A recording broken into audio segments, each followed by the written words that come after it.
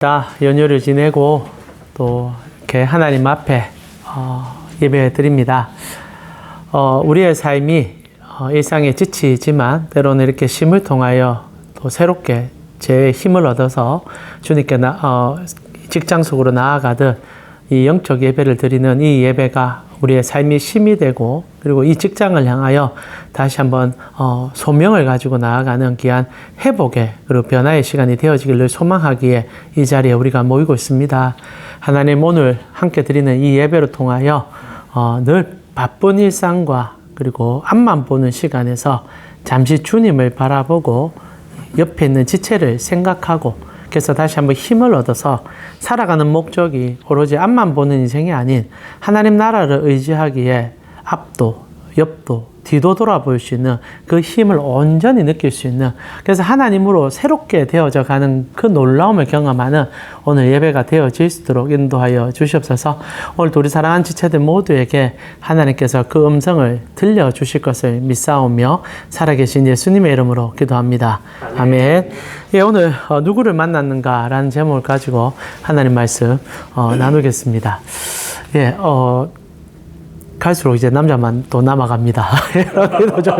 제가 처음 왔을 때 아까 우리 집사님도 이제 맞죠? 이제 20년 돼 간다고 얘기하시는데 저도 한 10년 지금 캔고 돼 가는데 여성분들이 온 게 이제 코로나 지나고 나서 잠시 이제 짧은 시간이었던 한 1년 정도 좀 자주 오시다가 거의 한 9년은 남자들만 본 것 같아요. 그래서 이게 제가 군대로 오는 건지 정말 이 직장인 선교회로 오는 건 잘 헷갈릴 때가 있는데 여러분 성비를 좀 맞춰봅시다. 우리 기도해서 제가 알기로 이 캔코에 자매분이 없는 건 아닌데 물론 여러 가지 환경이 좀 다를 수 있겠지만은 그리고 이제 남초 직장이 아니라면 여러분 기도 좀 해주셨으면 좋겠어요. 그래서 저 자매분들이 있어야 우리가 또 함께 가는 그 은혜가 있지 않겠습니까?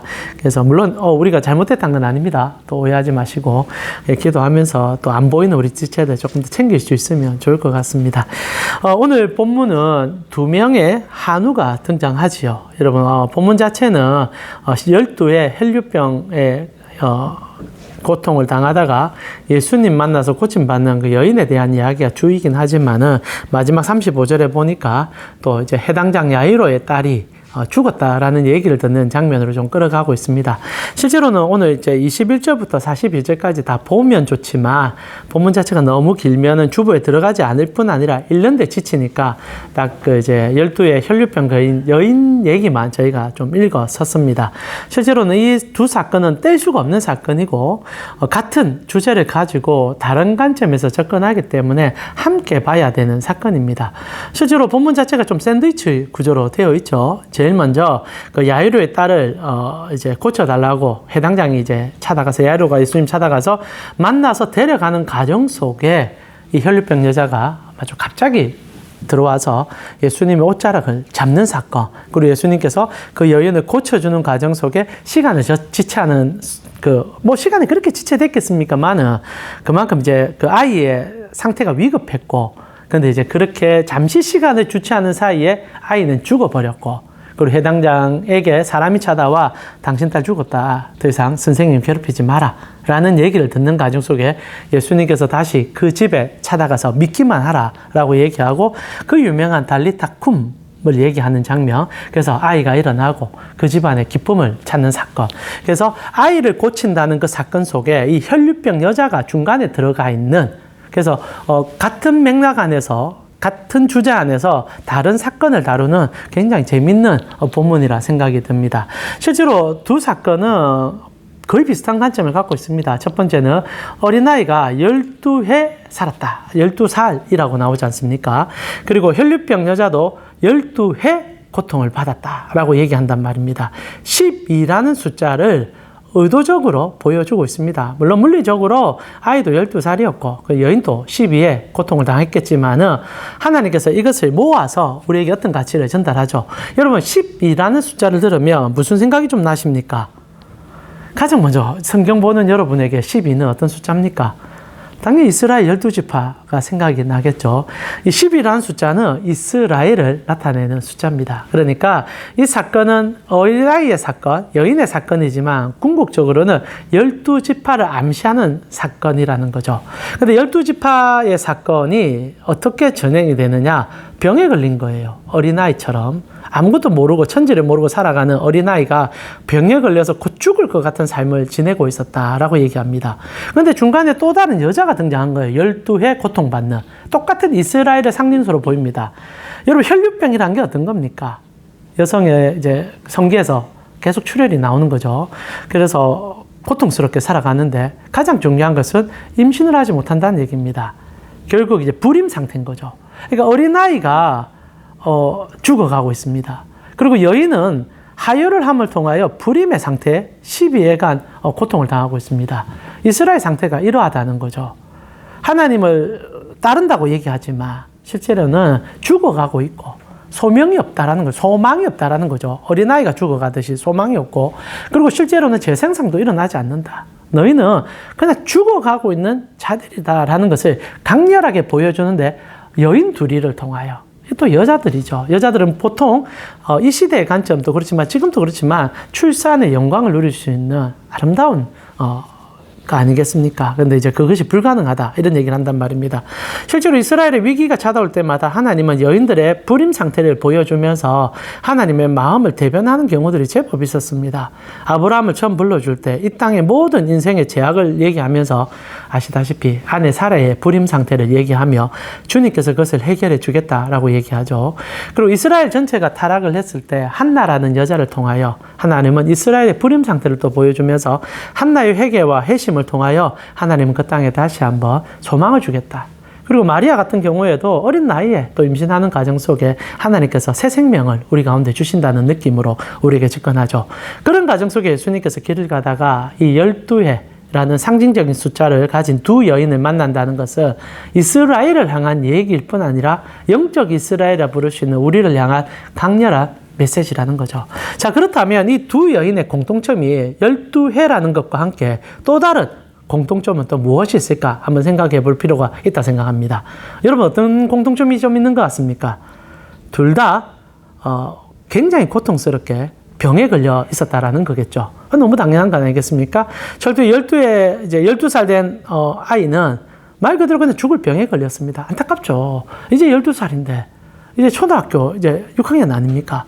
그런 아이가 죽어간다 생각하면 애달픕니다. 근데 어떻게 손쓸 방법이 없는 상황이었고 12에 또 고통당했던 이 여인은 아마 나이가 들어서 이 병이 발했던 것 같습니다. 근데 이제 12해 동안 이제 그 상황을 치료해보고 싶어서 아무리 노력했지만 고통 치료받지 못해서 마지막 끝자락에 모든 재산 다 탕진했다고 본문이 나오거든요. 근데 예수님이 찾아오게 되는, 그래서 두 여인은 결국 아픈 상황을 우리에게 묘사하면서 영적 질병과 육체적인 질병 그 상태를 얘기한단 말입니다. 근데 이런 얘기 속에 우리가 질문하게 되는 것은 이들이 왜 이렇게 늦게 찾아올 수밖에 없었을까? 예수님께서 사역하시다가 지금 마가복음 5장 같은 경우에 공생애 2년차쯤 되십니다. 그러니까 한 1년 넘어 사역을 하셨고 예수님의 치료 사역은 이스라엘 전체를 진동시켰습니다. 그러면 충분히 이제 야이로 같은 경우에 딸이 아프기 시작해서 좀 힘들다 생각하는 한 시점이 되었을 때 좀 빨리 찾아올 수 있었을 겁니다. 근데 딸이 정말 숨이 끄끄끄 넘어갈 때 찾아오게 되었죠. 그리고 12해 동안 고통받던 여인도 어떻게 보면 12회라는 시간 동안 고통당하다가 예수님의 소식을 들었으면 바로 찾아와도 됐을 것인데 안 찾아오다가 뒤늦게 마지막으로 찾아가는 느낌으로 오늘 본문에 나오고 있다는 거죠. 첫 번째 공통점이 병이라면 두 번째 공통점은 둘 다 너무 늦어도 늦었다는 겁니다. 너무 늦었죠. 결국 아이는 죽었고 여자는 어떻게 할 줄 몰라 옷자락을 잡는 그 순응만으로 끝내려고 했던 그 상황이었다는 겁니다. 근데 오늘 본문이 우리에게 강하게 제시하고 싶은 건 이 두 가지 유사점과 함께 우리에게 질문하는 거예요. 예수를 만난다는 것은 시간과 상관이 없고 환경과 상관이 없다라는 겁니다. 어린아이가 죽어가다가 죽어도 상관없다는 거예요. 물론 이제 죽고 나면 끝이지만 성경 안에서 주님을 만나는 그 시점에 관한 관점으로 볼 때 어떤 시점에도 상관이 없다. 어떤 환경에도 상관이 없다라고 얘기합니다. 성경이 하고 싶은 주제는 이건 거죠. 시간과 시점과 환경의 문제가 아니라 누구를 만나냐가 중요하다라는 질문을 해주고 있다는 겁니다. 사랑하는 우리 캠코 선교회 지체 여러분, 어떤 시점, 어떤 환경, 여러분이 어떤 환경의 그 삶을 살아도 정말 누구를 만나냐가 중요하다고 묻는 것이 오늘 본문이라는 거예요. 실제로 삶의 많은 문제는요, 어떤 사람을 만나냐가 중요하게 해결될 때가 참 많습니다. 오늘 우리 사장님 얘기하시고 하셨는데 굉장히 인사이트가 있는 분을, 맞죠? 우리가 또 한 번이라도 스쳐 지나가다 만난다면 그 사람의 지혜를 배움을 통하여 우리 인생의 또 다른 역전의 그리고 터닝 포인트가 이루어질 수 있는 것처럼 여러분의 삶의 어떤 환경과 여건으로 지치고 어렵고 무너지더라도 그 어떤 환경 속에서 예수를 만날 수만 있다면 이 문제는 해결될 수 있다라는 것을 오늘 본문이 강하게 얘기해 주고 있다라는 겁니다. 사랑하는 우리 캠코 선교회 지체 여러분, 두 사람 다 결국 마지막 자락에 예수를 찾아옵니다. 환경을 따져보면 여러 가지 이유가 분명히 있습니다. 야이로 같은 경우에 왜 늦게 왔을까? 그는 해당장입니다. 당시 해당장은요, 의사 역할도 같이 감당했었습니다. 참 아이러니한데, 당시 의료기술이 그렇게 뛰어나지 않는 시점에 제사장이나 종교인들은 치료 행위까지 병행하는 경우들이 많았습니다. 그리고 야이로가 어떤 사람입니까? 하나님과 직접적으로 교제할 수 있다고 믿을 수 있는, 제사장은 아니었지만 해당을 담당하는 레인이었을 겁니다. 그런 인물이에요. 그런데 그가 하나님으로부터 딸을 치유받지 못한다는 것은 그가 믿는 하나님에 대한 신앙마저도 송두리째 흔들릴 수 있기에 자존심과 여건과 환경 때문이라도 끝까지 딸을 예수께 데려가지는 못했을 겁니다. 그래서 늦어지고 있었던 것 같아요. 자신이 처한 환경 때문에, 그리고 어떻게 하든 그것을 해결할 수 있다고 생각했던 그의 믿음 때문에 딸을 못 데려갔다는 거죠. 그리고 여자도 똑같아요. 12해 동안 온 돈을 다 써가며 의사에게 자기 몸을 맡겨도 고치지 못했습니다. 이 여자는 명확해요. 미신에게 자기를 의탁하지 않는다는 확고한 신념이 있었던 겁니다. 종교인들을 찾아간 것도 있겠지만은 이 여자가 이때까지 12해 동안 온 재산을 다 써가며 여러 가지 치료 방법을 행한 것은 본인 나름대로의 과학적 지식이나 그 철학적 사고 속에 이렇게 하면 고칠 수 있다는 확고한 신념이 있었다고 생각합니다. 근데 그게 안 됐던 거죠. 그다음 마지막 끝자락에 예수를 찾아간 겁니다. 이 둘이는 궁극적으로 믿음을 찾아볼 수는 없습니다. 여러분 착각하면 안 되는 게 야이로의 딸 얘기할 때 야이로에게 믿음이 있어서 예수님께 갔냐? 아니에요. 여자는 그 믿음이 있어서 예수님을 찾아갔냐? 아니에요. 야이로는요, 지푸라기를 잡으러 간 거예요.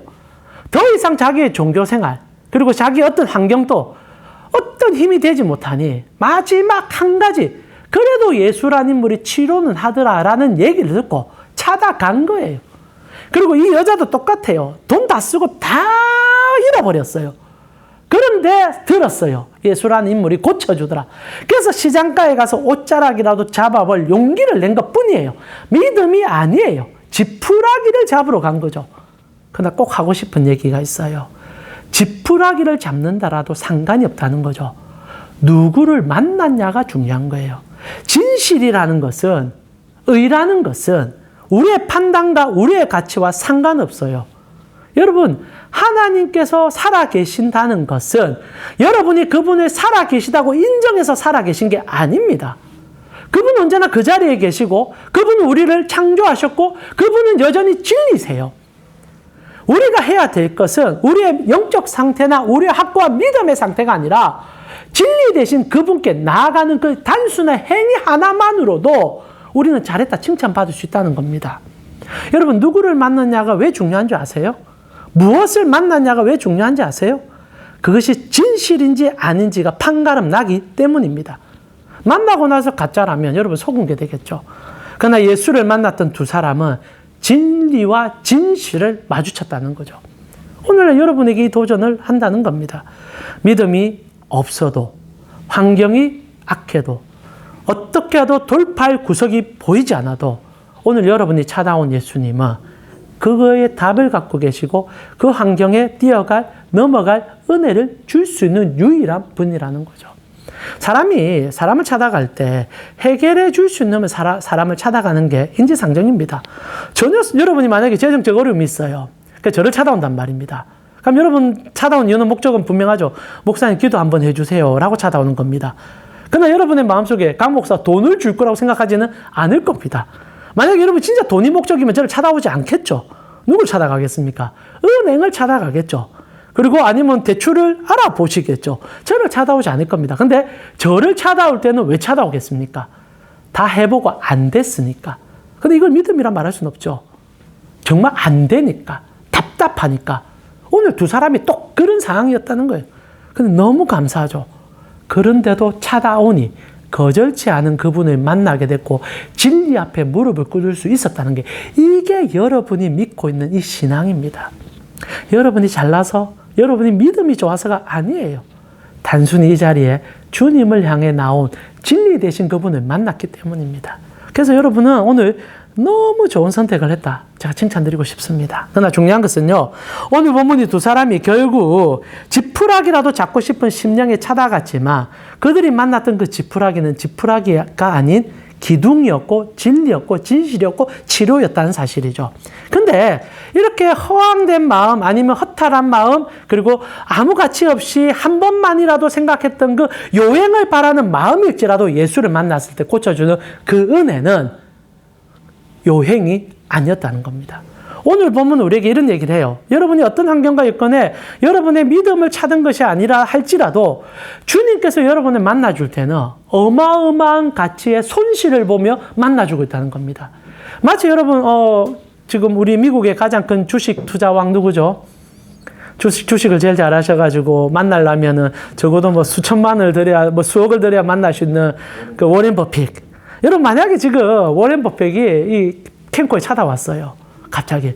그리고 우리 찾아와서 맞죠? 우리 누군가를 딱 얘기하다 지나가다가 우리 맞죠? 조 차장님을 만난 겁니다. 그러면서 손잡으면서 알아보면 미스터 조! 이라는 거예요. 어찌 알았나 싶어요. 그래서 미스터 나하고 밥 한 끼 할까? 이래 됐습니다. 뭐 영어로 어떻게 말할지 잘 모르겠는데.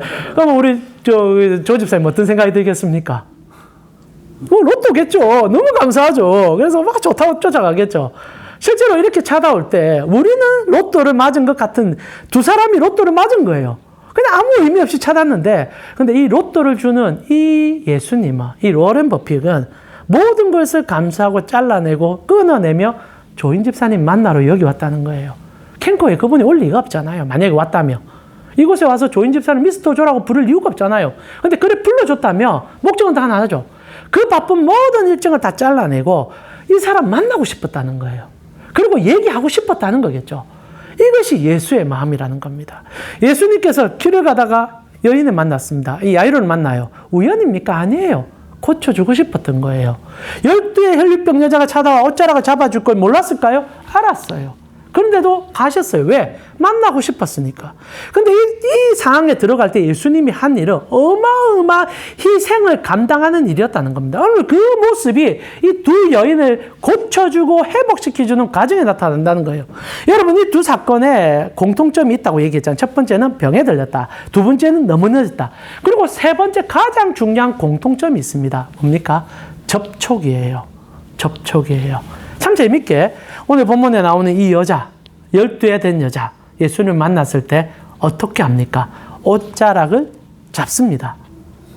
물론 예수님이 잡아라 한 건 아니고 이 여인이 잡습니다. 이게 유대법상 얼마나 못된 짓인 줄 압니까? 여러분 유대인들은 예수님이 랍비 아닙니까? 선생이에요.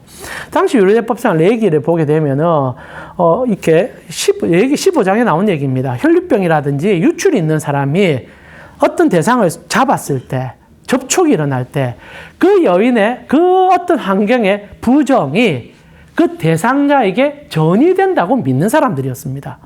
그러려면 그 사람은 하루 동안 활동을 할 수가 없어요.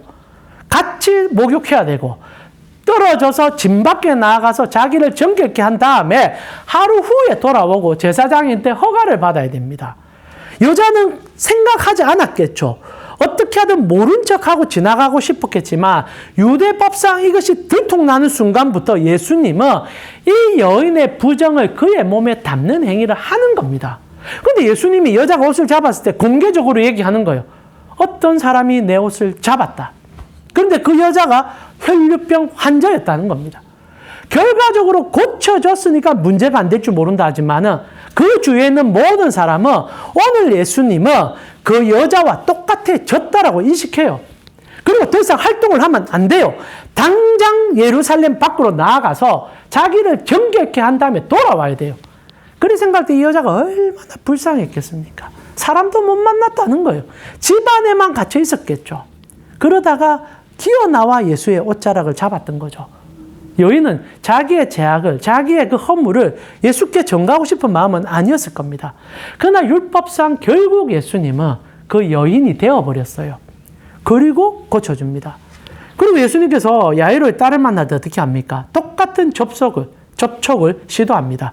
여자는 예수님의 옷자락을 잡았다며 이제는 예수님께서 아이에게 손을 댑니다. 여러분, 이게 그냥 지나간 일이 아니다라는 거예요. 모든 부정의 끝판왕은 죽음입니다.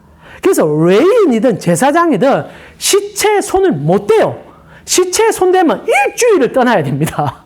시체는요, 모든 부정의 끝에 있습니다. 그래서 시체 손대면 안 돼요. 여러분, 오죽하면 유대인들이 6월절이 되면요, 이 시체에 함부로 손댈까 싶어가지고 회칠한 무덤이란 얘기 아시죠? 회칠한 무덤이 왜 존재하는 줄 아십니까? 무덤에 회를 왜 칠합니까? 6월절이 되면요, 사람들이 혹시나 지나가다 무덤에라도 손대면 부정해지며 6월절을 못 보냅니다.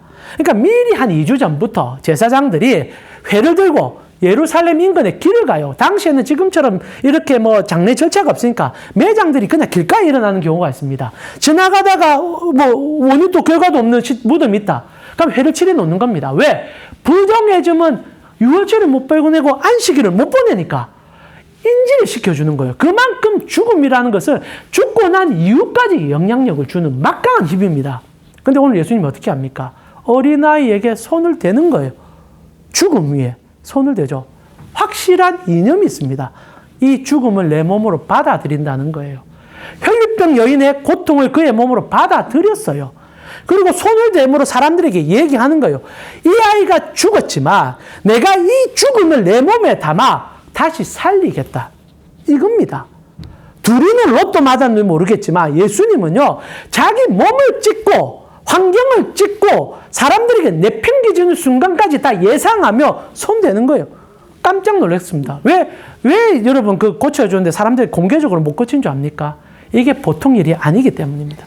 결국 예수님께서 죽음과 죄와 고통을 그의 몸에 다 담은 후 두 사람을 달리타쿰한 거예요. 소녀야 일어나라. 여러분, 이것이 예수 만난 사람들의 가장 큰 은혜입니다.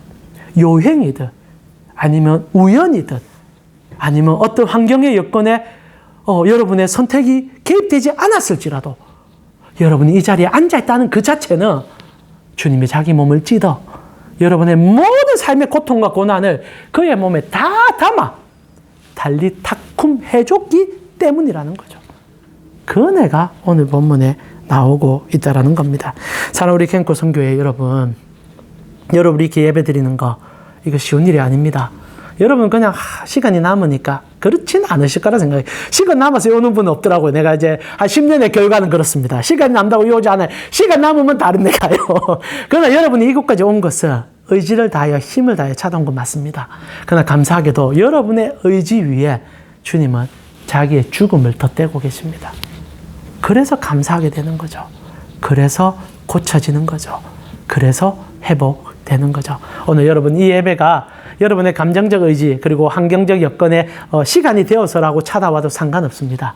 그래도 주님은 그의 몸에 여러분의 모든 것을 담아 사랑한다 말하며 달리타쿰 해줄 거니까요. 오늘 우리가 그 주님께 달려감으로 모든 만사를 떨쳐내고 나에게 찾아온 그 주님의 은혜 가운데 다시 한번 주 예수 그리스도의 십자가를 앙망하며 달려갈 때 여러분의 삶에 어떤 문제든 간에 그분으로 분명한 답을 얻을 수 있다 확신합니다. 이제 우리 같이 한번 기도하며 주께 나아갈까요? 결국 이스라엘이라 부르는 이 두 여인은 주님을 만남으로 고침받았습니다. 그렇다면 여러분도 오늘 주님 만나고 있습니다. 해결되지 않은 문제가 어디 있겠습니까? 오늘 삶의 고통, 아픔 주님께 내어놓고 요행일지라도 주님 한 번만 베풀어 달라고 할 때 주님은 요행이 아닌 내 몸을 찢어서라도 내가 너를 구원해 주겠다라고 하는 그 놀라운 사랑의 음성을 듣는 여러분이 되셨으면 좋겠네요. 이 시간 주님을 향하여 더욱더 달려가며 주의 사랑 안에 녹아 들어가 그 사랑으로 세상을 살아내는 내가 되게 하여 주시고 우리 캠코 되게 하여 주시옵소서. 함께 기도 드리도록 하겠습니다. 같이 기도 드리겠습니다. 주님 감사합니다. 오늘도 우리 사랑하는 지체들과 함께 두 여인을 찾아가 그 여인들을 그의 몸으로 구원시켜주는 예수님을 보았습니다. 오늘도 우리가 그 주님 만나고 있습니다. 삶의 환경과 여건 속에 지침도 힘들도 있지만은 주님이 나와 함께 하심을 알기에 주님으로 다시 한번 고침을 받습니다.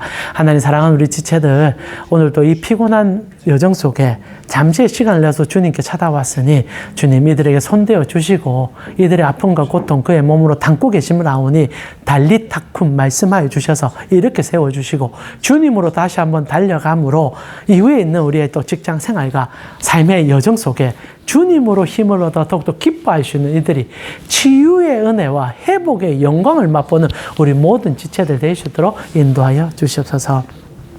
주님, 우리 사랑하는 지체들 오늘 또 하나님 앞에 섰습니다.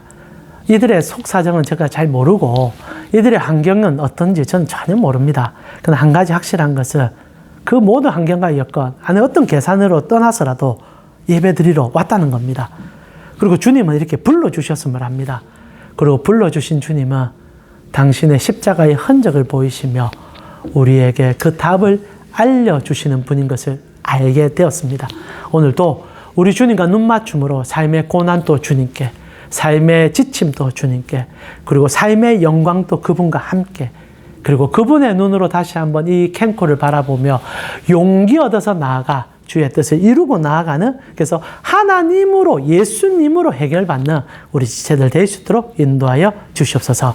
지금은 우리 주 예수 그리스도의 은혜와 하나님 우리 아버지의 무한하신 사랑과 성령님의 감화, 감동, 교통케 하심이 주님의 십자가의 그늘 아래서 그분이 나를 만져주는 그 영광 속에 들어가 그분의 부르심 안에 하답하길 원하는 캠코 선교의 지체들 머리 위에 지금부터 영원토록 함께 있을지어다. 아멘. 예, 주님의 은혜로